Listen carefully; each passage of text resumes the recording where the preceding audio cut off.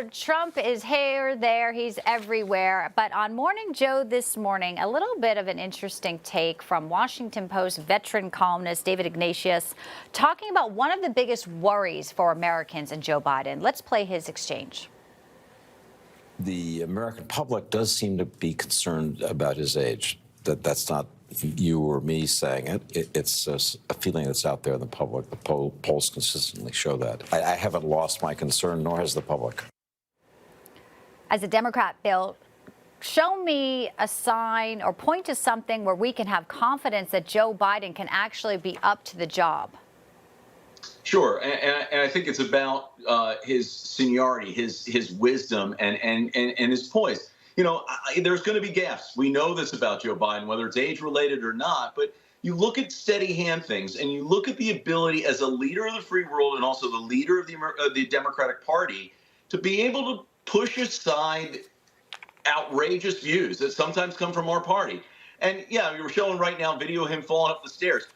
You know, it's going to happen. You know, and whether he's in his 80s or not, these things happen. But I'm watching what's going on in the Middle East right now, and I'm looking at the person that we have that's leading a middle ground effort to force the global community to come to the table and deal with what we're dealing with the Houthis and dealing with what we're dealing in Palestine right now. That is the leader. That is the seasoned veteran that you have as the commander-in-chief right now. Well, it's a little bit of a sidebar, but obviously the very important through line to that, Bill, and you have to also acknowledge is that some say our adversaries are emboldened, and Iran is emboldened to do exactly what they're doing because of Joe Biden, starting with the fall of Afghanistan, the disastrous withdrawal. So he wouldn't be dealing with those issues. But if we stick on age and we stick on frailty, yes, we were showing him falling up the stairs, but it's not just a one-off. I know you say these things will happen, but they tend to happen quite a bit, and he does seem lost when he gets off the stage. And, you know, there's concerns for his safety. I mean, if he was to fall and hurt himself and then he's incapacitated, we have situations with Lloyd Austin in the ICU. I'll let you respond to what Bill said, Nick, as part of his pitch to the people, saying that it's wisdom Biden has. Bianca, I haven't seen any wisdom from Joe Biden over the last 3 years. I haven't seen any poise either. What I've seen is mistake after mistake, incompetence after incompetence. We saw what happened in Afghanistan.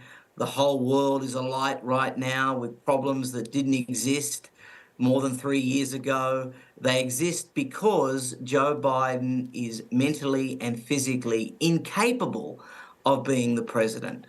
It's one thing to be a certain age, but whether or not you act that age is an entirely different matter. And the truth is that Joe Biden, through just normal observation of day to day, is very clearly not up to the most basic task. He has to be given cue cards. He has to be told who to call upon. He doesn't know when to get off stage, so when to finish. Let me let Bill jump in just because we have about a minute left. And we are not doctors here, so we don't, you know, we cannot say, like, assess that standpoint as far as the mental, physical. But I do want to point in, isn't perception reality? And at the end of the day in a campaign, if people perceive this age as an issue, that's also an issue. Bill. It's an issue, and it's got to be dealt with, and it's a challenge for Biden to deal with it. But let's stay on the global issues right now.